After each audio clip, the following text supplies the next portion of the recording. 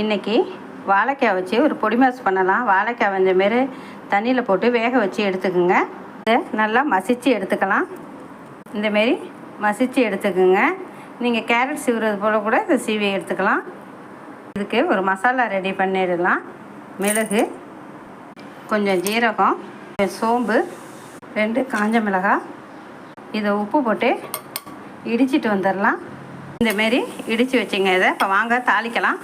எண்ணெய் விட்டு கடுகு, பருப்பு, மிளகாய், வெங்காயம் வதக்கிக்கலாம். இது கூட இந்த மசாலாவையும் போட்டுக்கலாம். வச்ச வாழைக்காயும் சேர்த்துக்குங்க. இப்போ தேங்காய் போட்டு சேர்த்துக்கலாம். வத்த குழம்பு, சாம்பார், ரசம் எல்லாத்துக்குமே இந்த நல்லாயிருக்கும் இந்த பொரியல். ஆயிடுச்சு.